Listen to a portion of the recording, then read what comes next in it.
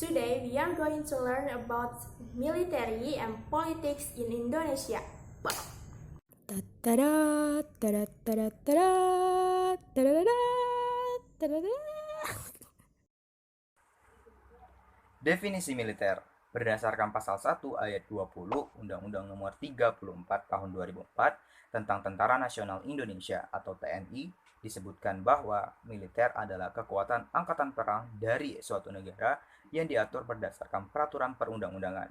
Jadi dapat kita tarik kesimpulan sendiri bahwa militer adalah suatu barisan terdepan, sumber kekuatan dan juga pertahanan dari suatu negara yang berfungsi untuk melindungi kedaulatan negara tersebut. Untuk lebih memahami materi tentang militer dan politik di Indonesia, kalian harus tahu dulu nih gimana sih pembentukan militer di Indonesia. Nah, jika ditarik mundur ke belakang, dasar-dasar kemiliteran di Indonesia itu sebenarnya berasal dari bangsa Jepang yang pada saat itu memberikan pelatihan kepada rakyat-rakyat pribumi untuk kepentingan mereka, yaitu membantu mereka melawan sekutu. Nah, setelah Indonesia merdeka, Indonesia masih harus menghadapi ancaman-ancaman dari bangsa-bangsa barat yang masih ingin menguasai Indonesia. Nah, pada saat itu kan teknisnya Indonesia baru merdeka kan ya. Nah, negara yang baru berdiri sangat penting untuk membentuk sebuah angkatan perang, dan hal itu tidak dilakukan Indonesia pada awal-awal kemerdekaan. Barulah pada sidang PPKI ketiga, yaitu pada tanggal 23 Januari 1945, sebuah kekuatan bersenjata yaitu Badan Keamanan Rakyat dibentuk. Nah, BKR ini menampung warga negara Indonesia yang pada saat itu sempat menjadi pasukan tentara Jepang seperti PETA, Heiho, dan juga Pemuda Laut. Kemudian 3 Oktober 1945, sebagai upaya mempertahankan Indonesia dan juga menjaga keamanan rakyat, Badan Keamanan Rakyat tersebut berganti nama menjadi Tentara Keamanan Rakyat. Jadi dari badan ke tentara, dengan Urip Sumoharjo sebagai Kepala Staf Umum dan Kolonel Sudirman sebagai Panglima Besar Tentara Keamanan Rakyat. Namun TKR ini, sebutan Tentara Keamanan Rakyat tersebut, hanya bertahan selama 93 hari sebelum akhirnya diganti menjadi Tentara Keselamatan Rakyat. Kemudian, sebagai usaha penyempurnaan organisasi kemiliteran berstandar internasional, menurut maklumat penetapan pemerintah nomor 4 tahun 1946, Tentara Keselamatan Rakyat berganti nama menjadi Tentara Republik Indonesia. Dalam maklumat itu pula disebutkan bahwa Tentara Republik Indonesia bersifat nasional dan merupakan satu-satunya organisasi kemiliteran di Indonesia. Namun di dalam maklumat tersebut tidak ditegaskan bahwa tidak menyebutkan dan tidak menegaskan bagaimana status dan juga kedudukan badan-badan pejuang lain di luar organisasi Tentara Republik Indonesia ini, agar tidak ada kesalahpahaman atau mencegah kesalahpahaman antara Tentara Republik Indonesia dan juga badan-badan yang berada di luar Tentara Republik Indonesia tersebut. Maka pada tanggal 15 Mei 1947, pemerintah mengeluarkan penetapan tentang keputusan menyatukan Tentara Republik Indonesia dengan badan-badan pejuang lain menjadi satu organisasi yang disebut dengan TNI. Jadi berubah nama lagi dari Tentara Republik Indonesia menjadi Tentara Nasional Indonesia. Dalam ketetapan tersebut juga mengatakan bahwa Tentara Republik Indonesia dan badan-badan atau laskar-laskar pejuang lain yang telah menjelma menjadi TNI wajib untuk taat dan patuh kepada instruksi atau perintah dari pucuk pimpinan TNI. Nah, Tentara Nasional Indonesia tersebut Kemudian berganti nama menjadi APRIS atau Angkatan Perang Indonesia Serikat karena pada saat itu, pada tahun 1949, Indonesia pernah menjadi negara federasi setelah konferensi meja bundar pada Desember 1949. Lalu pada tanggal 17 Agustus 1950, negara Indonesia Serikat tersebut dibubarkan. Lalu negara Indonesia kembali menjadi negara kesatuan. Begitu pula dengan Angkatan Perang Indonesia Serikat berganti nama menjadi Angkatan Perang Indonesia. Kemudian pada tahun 1962, Angkatan Perang Indonesia tersebut berganti nama lagi menjadi Angkatan Bersenjata Republik Indonesia karena adanya upaya penyatuan Angkatan Perang dengan kepolisian negara. Hal itu dilakukan bertujuan untuk meningkatkan efektivitas dan efisiensi dalam menjalankan peran dan juga menjauhkan pengaruh dari politik tertentu. Pada tanggal 1 April 1999, perubahan politik yang besar mendorong adanya reformasi di tubuh ABRI, sehingga hal itu berakibat pada TNI dan Polri dipisahkan dan juga memiliki institusi yang berdiri sendiri. Lalu sebutan tentara Indonesia dikembalikan menjadi TNI yang sekarang kita kenal. Selanjutnya ada peran, fungsi, dan juga tugas pokok militer. Yang pertama ada peran militer. TNI berperan sebagai alat negara di bidang pertahanan yang dalam menjalankan tugasnya berdasarkan kebijakan dan juga keputusan politik negara. Lalu ada fungsi militer. Fungsi yang pertama, TNI sebagai alat pertahanan negara yang berfungsi sebagai 1. Penangkal terhadap setiap bentuk ancaman militer maupun bersenjata dari luar maupun dari dalam negeri yang mengancam kedaulatan, keutuhan wilayah, dan juga keselamatan bangsa. Yang kedua, penindak terhadap setiap bentuk ancaman. Dan yang ketiga, pemulih terhadap kondisi keamanan negara yang terganggu akibat kekacauan keamanan.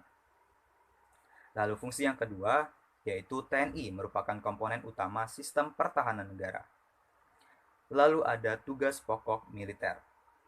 Yang pertama, tugas pokok TNI adalah menegakkan kedaulatan negara, mempertahankan kedaulatan dan keutuhan wilayah Negara Kesatuan Republik Indonesia berdasarkan Pancasila dan Undang-Undang Dasar Negara Republik Indonesia tahun 1945 serta melindungi segenap bangsa Indonesia dan seluruh tumpah darah Indonesia dari segala ancaman dan gangguan terhadap keutuhan bangsa dan negara.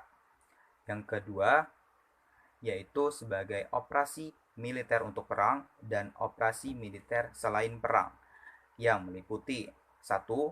Mengatasi gerakan separatis bersenjata, 2. Mengatasi pemberontakan bersenjata, 3. Mengatasi aksi terorisme, 4. Mengamankan wilayah perbatasan, 5. Mengamankan objek vital nasional yang bersifat strategis, 6. Melaksanakan tugas perdamaian dunia sesuai dengan kebijakan politik luar negeri. 7. Mengamankan presiden dan wakil presiden serta keluarganya. 8. Memperdayakan wilayah pertahanan dan kekuatan pendukungnya secara dini sesuai dengan sistem pertahanan semesta. 9. Membantu tugas pemerintah di daerah. 10. Membantu kepolisian negara Republik Indonesia dalam rangka tugas keamanan dan ketertiban masyarakat yang diatur dalam undang-undang. 11. Membantu mengamankan tamu negara setingkat kepala negara dan perwakilan pemerintah asing yang sedang berada di Indonesia. 12. Membantu menanggulangi akibat bencana alam, pengungsian, dan pemberian bantuan kemanusiaan. 13. Membantu pencarian dan pertolongan dalam kecelakaan.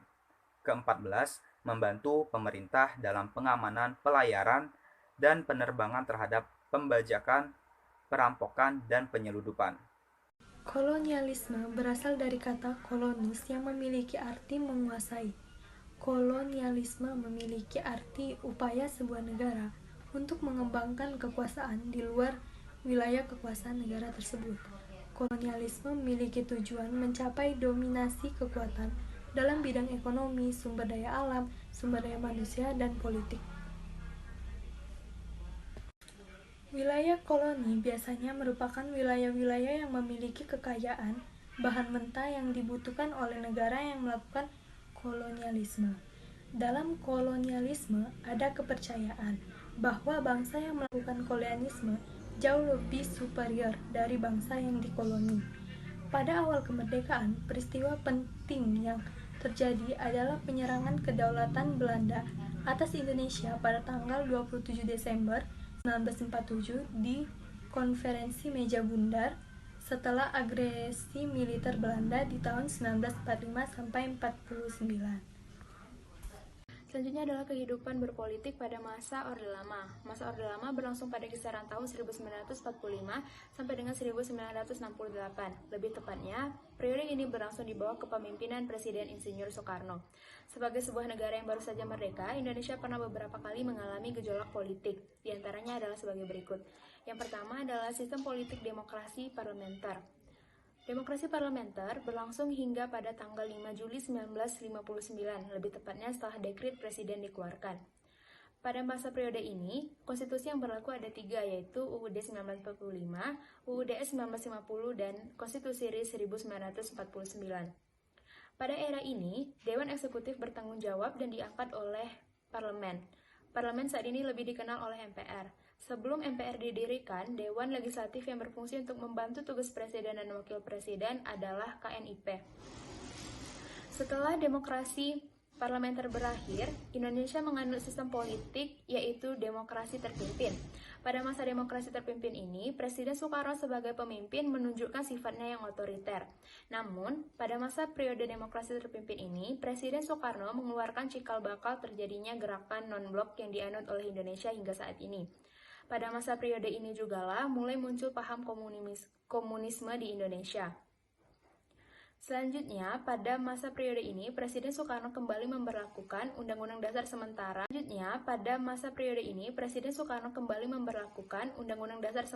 Yang sebelumnya telah tidak diberlakukan lagi. Peristiwa-peristiwa pada Orde Baru adalah 1. Tritura atau Trituntan Rakyat. 2. Pembubaran PKI. 3. Pembersihan kabinet dari unsur G30 SPKI. 4. Penurunan harga dan perbaikan ekonomi. Orde Baru merupakan era pemerintahan yang berada di kepemimpinan Presiden Soekarno. Era tersebut berlangsung selama 32 tahun untuk menggantikan masa pemerintahan Soekarno pada era Orde Lama. Tujuan Orde Baru dibentuk yaitu untuk menata kembali kehidupan bermasyarakat, berbangsa dan bernegara yang berlandaskan Pancasila serta UUD 1945. Super Smart atau Surat Perintah 11 Maret merupakan surat yang mengisi perintah Soekarno kepada Panglima Komando Operasi Keamanan dan Ketertiban untuk mengambil alih segera tindakan untuk keamanan Indonesia yang saat itu sedang buruk. Nah, ke definisi kekuatan politik. Saya bacakan yang menurut ahlinya, yaitu menurut Miriam Budiharjo pada tahun 1988 halaman 52 itu menyatakan yang dimaksud dengan kekuatan politik adalah masuk dalam pengertian individual maupun kelembagaan. Dalam pengertian yang bersifat individual adalah kekuatan-kekuatan politik yang tidak lain adalah aktor-aktor politik atau orang-orang yang memainkan peranan dalam kehidupan politik.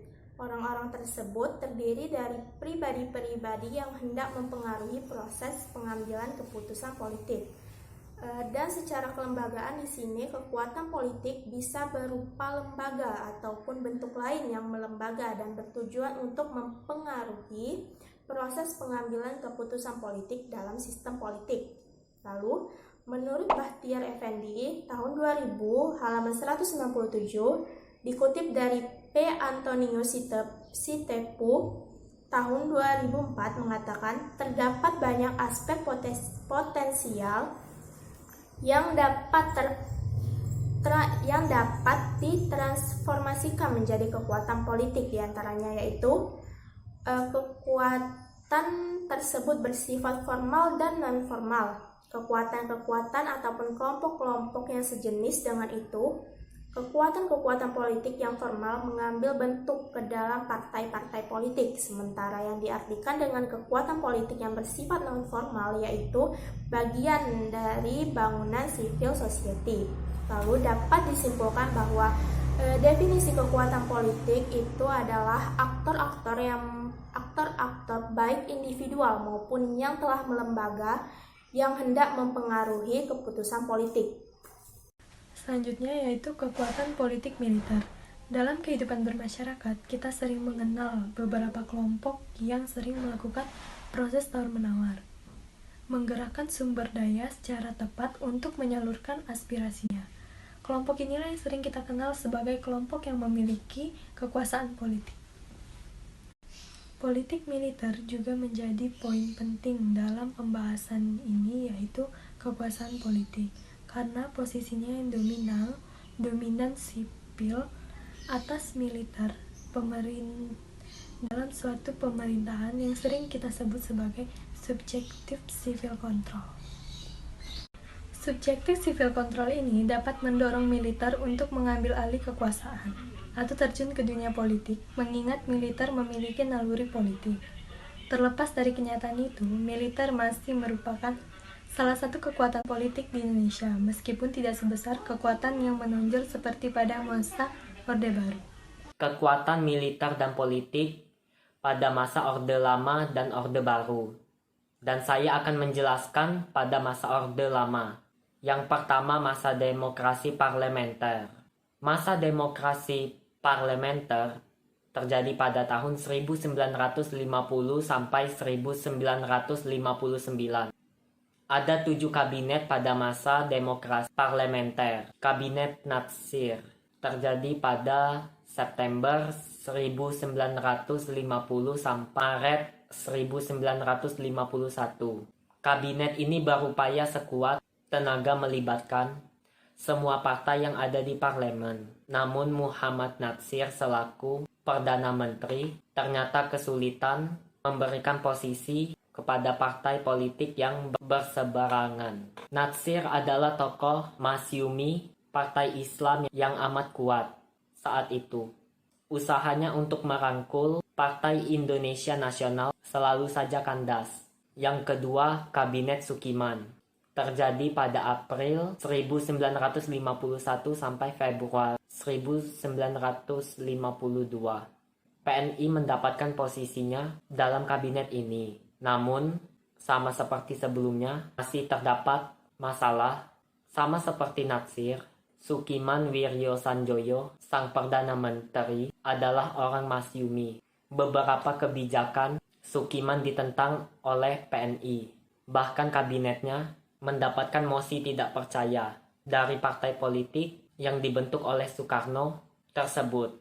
Kabinet Sukiman berakhir pada 23 Februari 1952. Yang ketiga, Kabinet Wilopo. Terjadi pada April 1952 sampai Juni 1953. Pada masanya Wilopo selaku Perdana Menteri berhasil mendapatkan mayoritas suara parlemen. Tugas pokok Wilopo ketika itu menjalankan pemilu untuk memilih anggota parlemen dan konstitusi. Akan tetapi sebelum pemilu dilaksanakan, Kabinet Wilopo gulung tikar.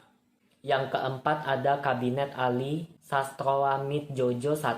Terjadi pada Juli 1953 sampai Juli 1955. Ali Sastrawamid Jojo melanjutkan tugas kabinet sebelumnya untuk melaksanakan pemilu. Pada 31 Mei 1954 dibentuk Panitia Pemilihan Umum Pusat dan Daerah. Rencananya kala itu pemilu akan diadakan pada 29 September untuk DPR dan 15 Desember 1955 untuk konstitusi. Akan tetapi, lagi-lagi seperti yang dialami Kabinet Wilopo, Kabinet Ali Sastrawamid Jojo bubar pada Juli 1955. Yang kelima ada Kabinet Burhanuddin Harahap yang terjadi pada Agustus 1955 sampai Maret 1956. Burhanuddin Harahap dengan kabinetnya berhasil melaksanakan pemilu yang sudah direncanakan tanpa mengubah waktu pelaksanaan. Pemilu 1955 berjalan relatif lancar dan disebut-sebut sebagai pemilu paling demokratis. Kendati begitu, masalah ternyata terjadi pula. Soekarno ingin melibatkan PKI dalam kabinet kendati tidak disetujui oleh koalisi partai lainnya. Alhasil kabinet Burhanuddin Harahap bubar pada Maret 1956. Yang keenam ada kabinet Ali Sastaumitjojo yang kedua. Terjadi pada Maret 1956 sampai Maret 1957. Berbagai masalah juga dialami kabinet Ali Sastaumitjojo untuk kali kedua ini. Dari persoalan Irian Barat, otonomi daerah, nasib buruh, keuangan negara, dan lainnya.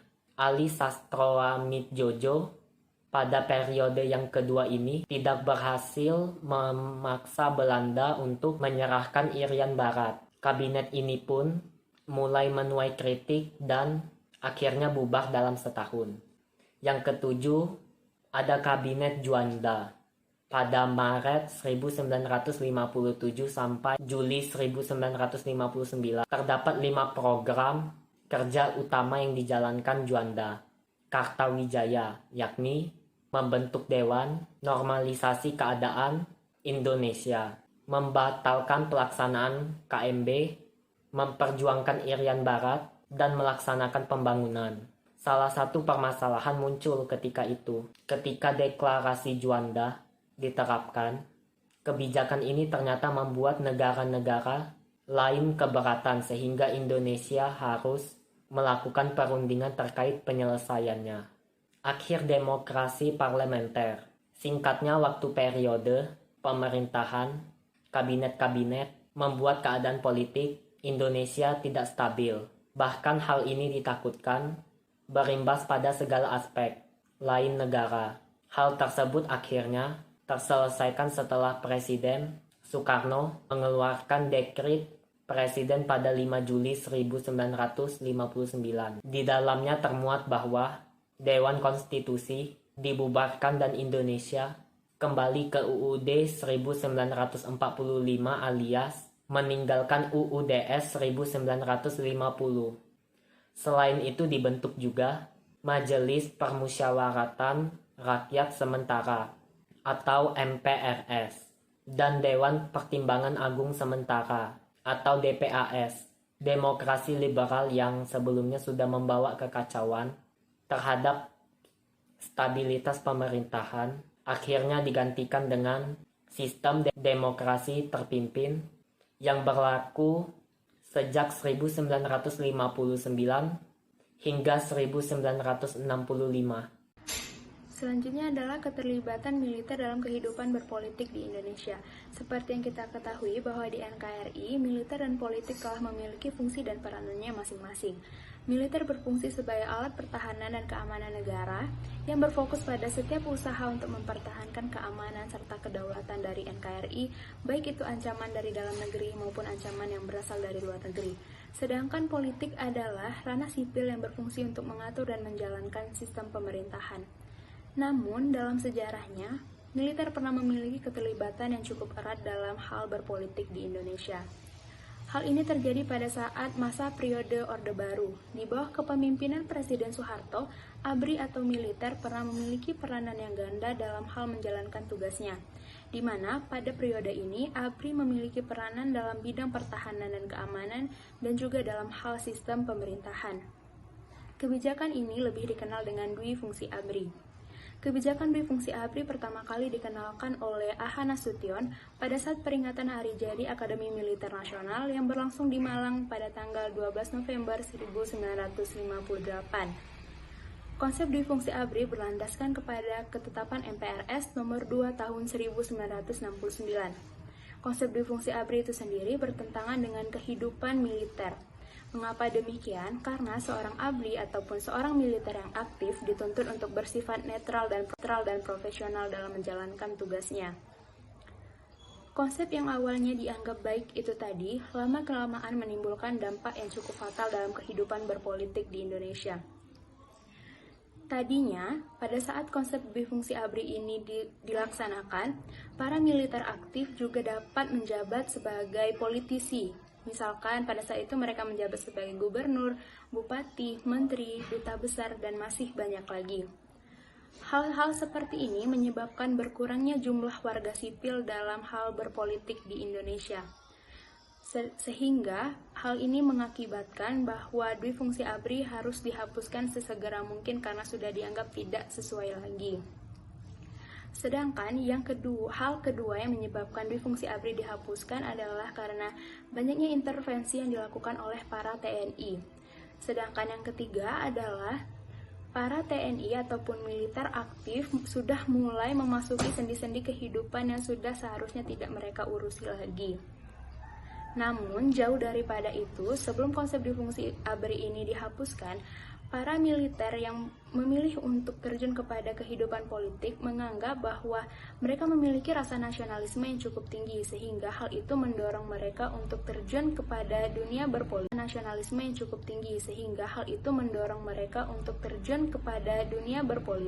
Untuk menjalankan pemerintahan.